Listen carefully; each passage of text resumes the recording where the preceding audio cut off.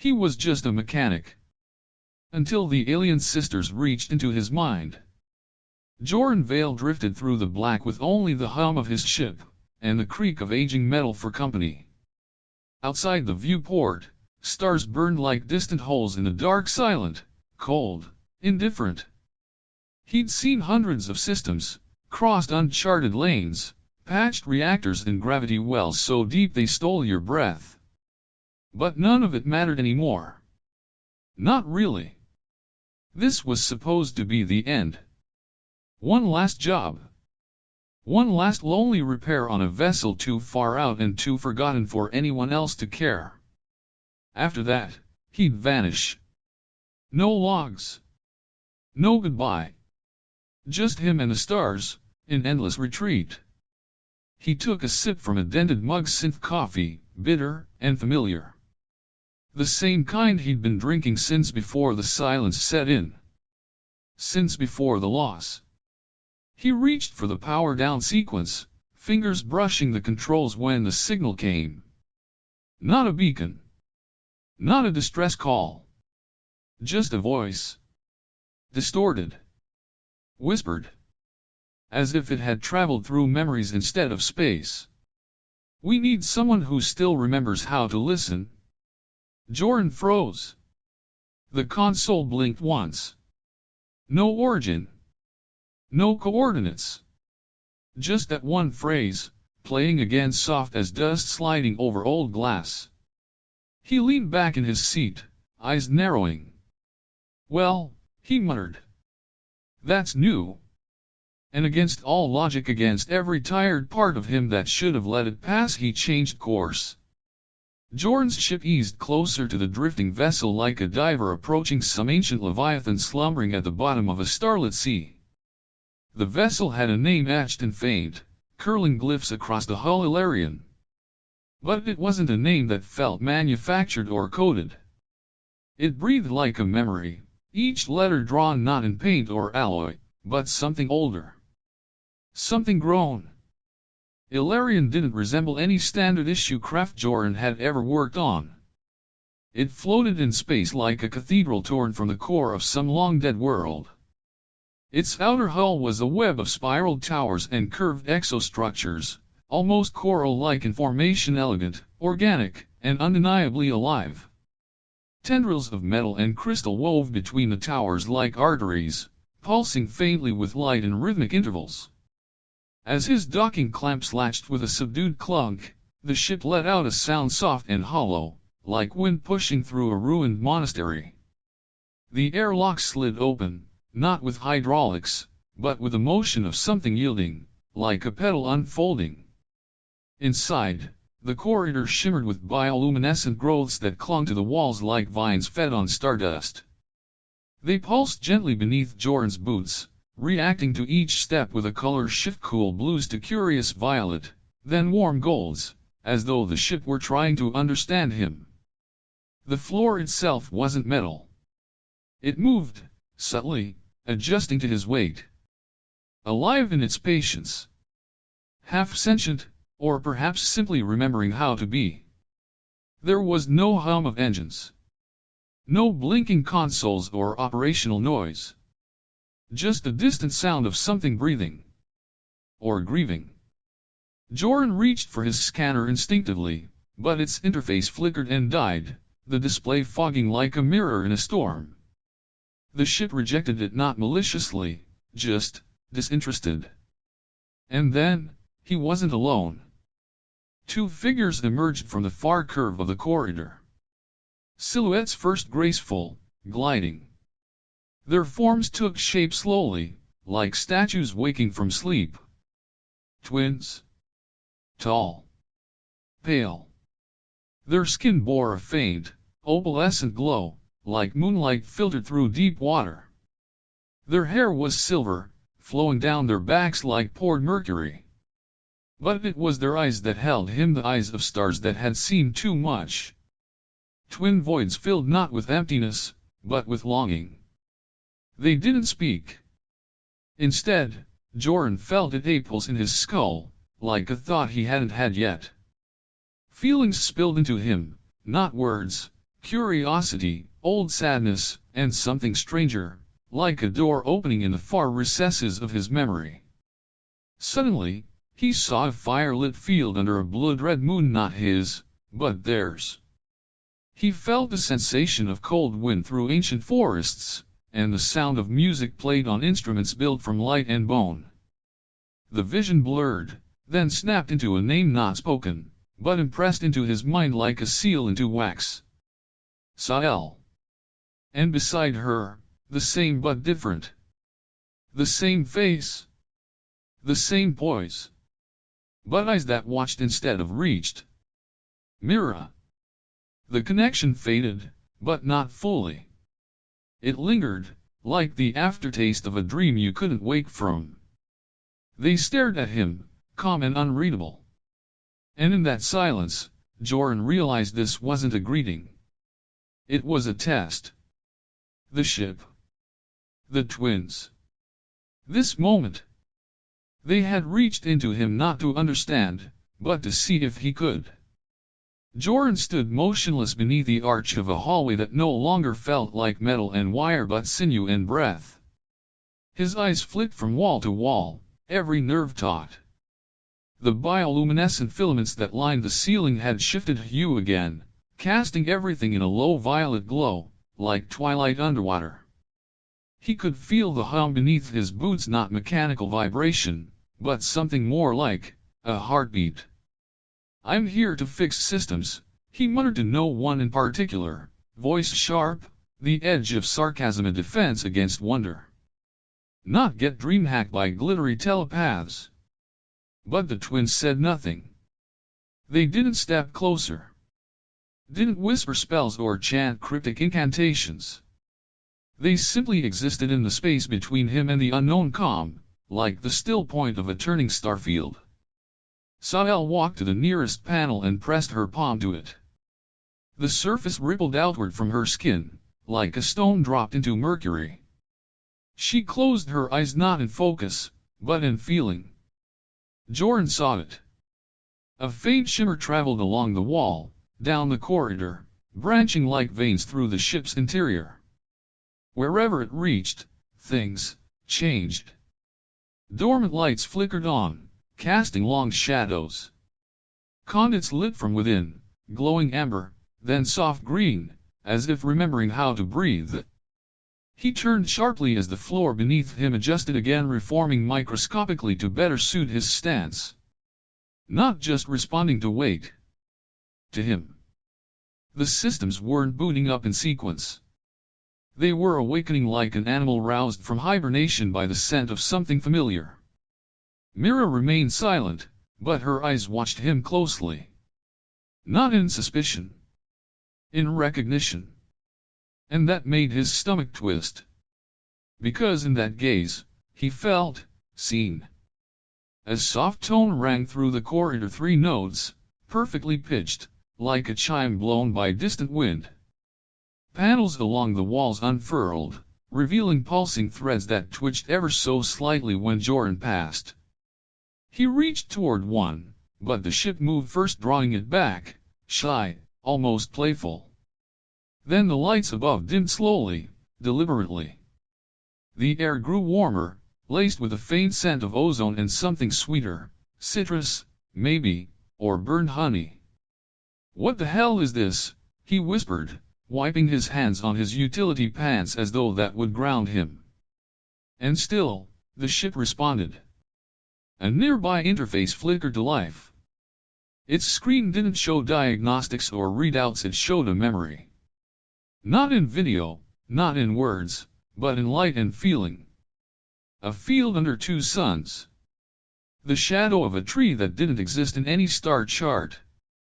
Laughter that wasn't his but sounded like it could have been. The ship wasn't just coming online. It was reaching out. Reacting not to commands, not to code, but to presence. To him. The lights above shifted once more, this time to a soft, golden white. Not cold like halogen. Not sterile like a lab. But warm, like firelight behind frosted glass. And Joren, despite every instinct telling him to shut down the strange, close the hatch, and jet far from whatever this was. Stayed still. Because something beneath the logic, beneath the sarcasm and soldered parts of his life, knew. This ship had been waiting. Joren crouched beside what should have been a control junction, except there were no wires, no circuit boards, no neat rows of conduits waiting for calibration. Instead, the panel bloomed open like a flower, exposing a lattice of translucent veins pulsing with faint bioluminescence. The ship's internal systems weren't assembled. They were grown. Thick cords ran through the walls, not bound in insulation but sheathed in a semi-organic membrane that shimmered when touched. Inside, strands of light flowed like tiny galaxies trapped in motion, bright pulses darting like thoughts along a neural spine. He reached out with a gloved hand. One glowing root twitched, coiling briefly around his fingers before retreating into the panel as though shy, or uncertain. "This isn't tech," he whispered. "It's alive." Mirra knelt silently beside him, her presence gentle but unyielding. She placed a hand on the living conduit and closed her eyes. The glow brightened in rhythm with her breathing. "You can't fix it," she said, her voice barely audible. "Not with tools. It needs memory." Joren stared at her. "You're saying this thing wants therapy?" She didn't answer. But when she removed her hand, the conduit stayed bright, trembling faintly.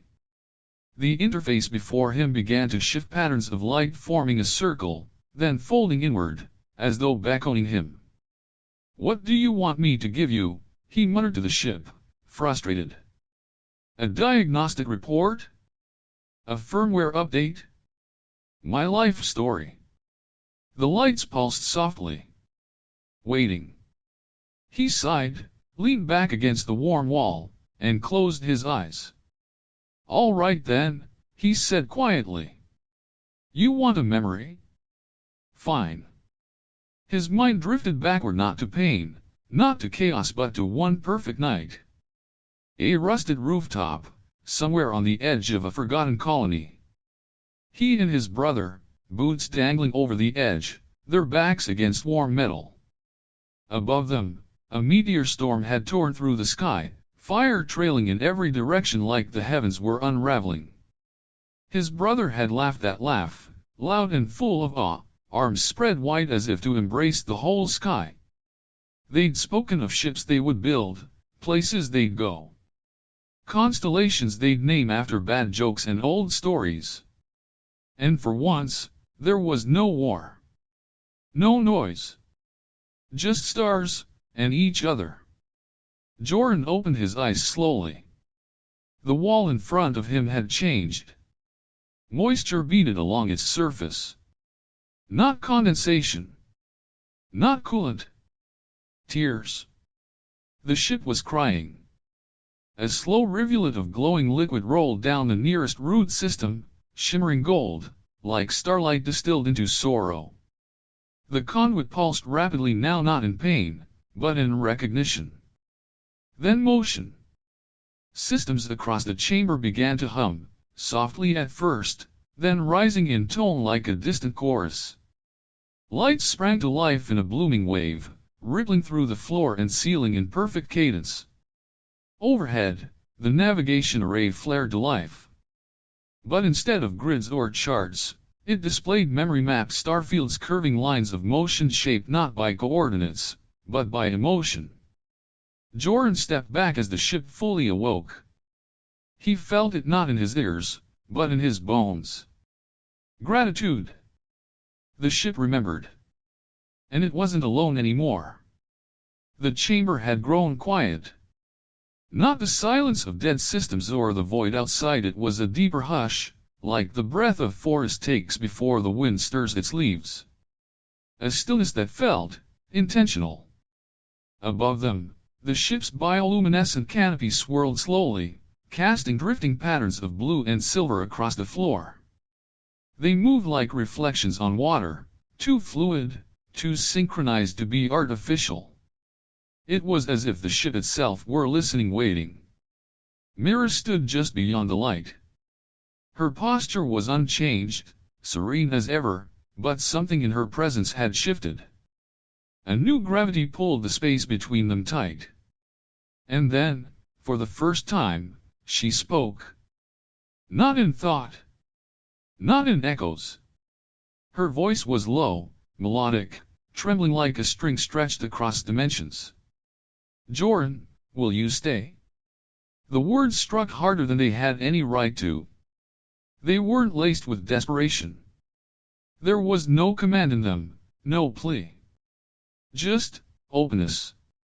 An invitation whispered into the stillness, as fragile as it was infinite. Joren didn't answer. Not at first. Because that question wasn't about logistics.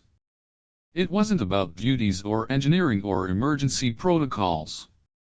It was about being here in this place where stars remembered your name, where a ship cried when you gave it a memory, and where silence had stopped being lonely. He looked around. The walls no longer shifted warily. They curled inward now, gently, protectively, like petals closing around a bloom at dusk. The air was warmer. Not from temperature but from something deeper. Presence. Shared presence. He thought of his ship. The one still docked outside, all rust and engine hum, full of tools and half-finished routines. It was colder now, just in the memory. He thought of the stars as he'd always seen them, distant, clinical, unreachable. But here, now, they looked different. The stars outside the Elarions' viewports drifted, just slightly, like they were breathing too. Like they weren't far away at all. His chest tightened. Not from fear, but from the strange realization that, for once, he didn't want to run. He never planned to care. He never planned to feel. But here, in this half-living cathedral of memory and starlight, he didn't feel empty anymore. The chamber into which they led him was unlike any other aboard the Elarion. It pulsed gently at the edges with a light that wasn't color so much as feeling, warmth and motion, flickers of remembrance chasing themselves through the architecture. The walls were curved inward like the inside of a womb, layered with filaments of glowing thread. Each strand moved with its own rhythm, yet somehow stayed in harmony, like a living library breathing in silence. At the center, suspended in a field of slow-turning light, floated a sphere. Not metal. Not glass. Something softer memory made visible. Within it, shapes flickered, a child's drawing, a mother's hand letting go, lovers silhouetted beneath twin moons. Fleeting. Fragile. Real. This, Sael said quietly, stepping to the edge of the light, is the heart of Elarion. Joren took a step forward, then stopped. The weight in the room was not gravity. It was grief. This doesn't look like a ship, he muttered. Because it isn't, Mirra replied, voice soft, eyes distant. Not only. Sael looked at him then, and for the first time, he saw sorrow fully unfurled in her face. She was built in the last age of our people. When we still believed memory was sacred. That to forget something beautiful, even something painful, was a kind of death. Joren watched the sphere. One flicker showed a galaxy folding into itself. Another, two hands parting beneath snowfall that wasn't snow at all, but ash. She's not just a vessel, Mirra said. She's a memory vessel. A keeper of the pieces left behind. Joren blinked slowly. So she stores people's stories. No, Sael said. She feels them. Remembers them in the shape they were lived.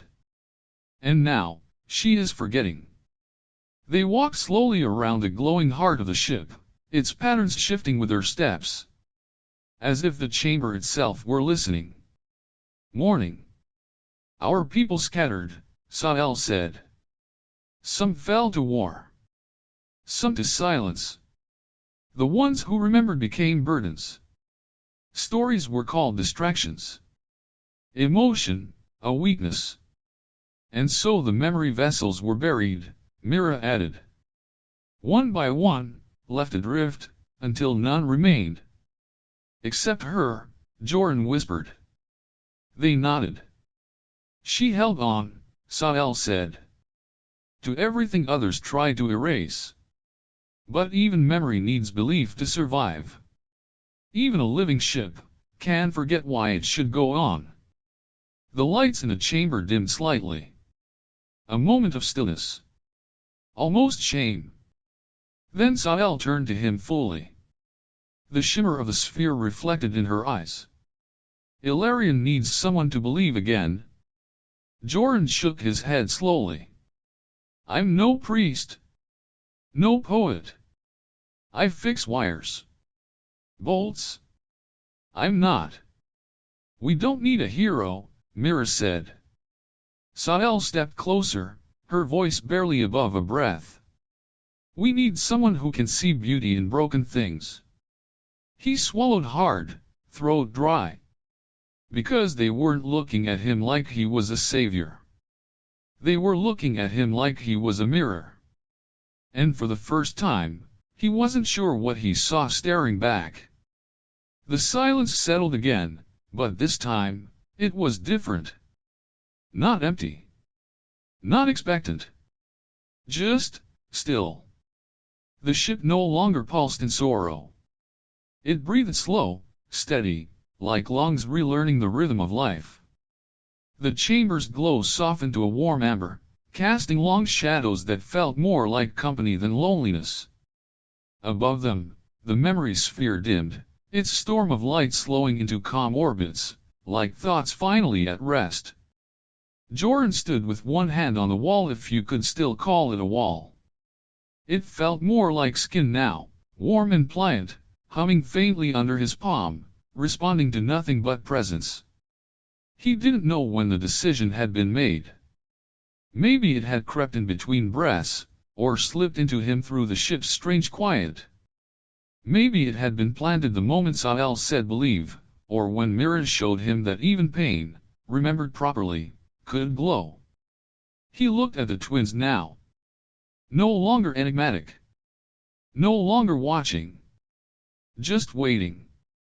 Waiting, not for him to speak, but to choose. His voice came low. Almost a whisper. But sure. I'm not drifting anymore. A pause. Then the ship exhaled. It was not a sound, not truly but a pressure, a release. As though Elarion herself had been holding a breath across time, hoping someone might come who wouldn't try to fix her, but simply, stay. The ambient lights brightened, not in a flare but a bloom. Along the walls, the bioluminescent threads unfurled, stretching like vines to greet a new dawn. A low tone echoed gently through the corridors, a resonance of welcome. Sael smiled first. It wasn't a grand smile. Just a soft curve, like the first ray of sunlight through broken clouds. Mirra stepped forward and reached, not with thought, not with vision, but simply with her hand. Not to pull him in. Not to bind. Just to share the space beside him. And he took it. They stood in silence beneath the vaulted curve of the chamber, no longer a mechanic, no longer a crew. Just three beings, held together by gravity of a different kind. Not mission. Not fate. Just presence. And far above, the stars wheeled silently on. Unchanged. Unknowing. But here inside this vessel built to remember, cradled in systems that could feel, a fragment of the forgotten had found a home again. Not forever. Just, for now. If this story reminded you that even forgotten things deserve to be remembered, like the video and subscribe for more stories whispered between the stars.